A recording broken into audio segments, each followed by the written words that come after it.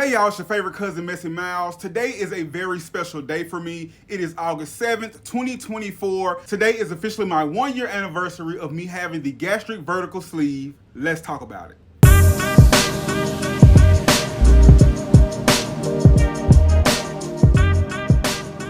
I have struggled with weight my entire life. I was always a fat kid. That fat kid became a fat teenager. That fat teenager became a fat adult. And I was just out here living life and not really caring about my health. Even after being diagnosed with type 2 diabetes in 2017, I still wasn't taking care of myself and doing what I was supposed to do. Pricking myself in the finger every day, injecting myself in the stomach with insulin, watching what I eat kind of came a little bit too much for me and my mental health. I just shut down and went back to my old habits. I was getting bigger, my A1C was going up, my weight was going up. I just did not care. I was just out here living and eating and doing what I want to do and live in color. I have done everything in the book, from diet and exercises to fasting to Atkins diet to keto. I have done it all. Some things worked and some things didn't. I had really great results when I did keto, and I had really great results when I was on Adipex, which is this controlled substance drug that is prescribed, and it basically suppresses your appetite. Because I wasn't consistent with keto and taking my Adipex, I just started gaining weight again. And I was tired of that roller coaster of up and downs when it came to my weight loss. I was tired of it. After thinking about it for like 2 to 3 years, I finally decided in 2022 I wanted to reach out to a provider and express my interest in getting weight loss surgery. I found me a primary care physician in December of 2022. She is wonderful. I've never had a primary care physician before. Usually if I get sick or I need like a checkup or something, I go to like the emergency room or like a little urgent care. But I have a primary care physician now who I see regularly. And I expressed my interest in getting the weight loss surgery as well as getting back on track with my diabetes. My primary care physician referred me over to the Baptist Bariatric Center here in Jackson, Mississippi. They called me to make my appointment. I started, I think, sometime in January and went through the process. Now, everybody's process is different, depending on where you live and what type of program they have, as well as your insurance. So, just because my process is this way doesn't mean yours will be. For instance, my insurance requires a 6-month process for weight loss surgery. Once a month for 6 months, I had to go to the bariatric center and weigh in and speak with the provider there to make sure I'm on track and doing what I'm supposed to do to prepare myself for weight loss surgery. I had to get an EGD done, which basically they had to put a tube down my throat to look inside my stomach to make sure everything was good. And I had like a 10 to 15 weight loss goal to hit before date of surgery as well. I think it was 10 to 15. I can't really remember. I think it was 15 though. My initial appointment was in January, but my 6 months didn't start to February. Fast forward to 2 weeks prior before my surgery date of August 7th of 2023.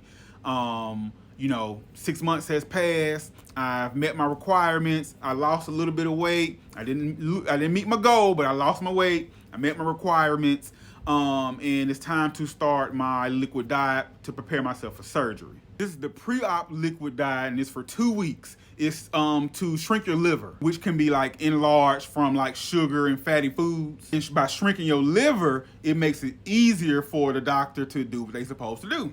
First week, if I'm not mistaken, it was soft foods, I think. So I can only eat sugar-free Jell-O, sugar-free popsicles. I could have like broth, cream of chicken soup, water, sugar-free Gatorades. That's for the first week. Now that second week before surgery, the last 2 days is straight, clear liquids. I'm talking about if you can't see through it, you can't have it. The first 3 days were terrible.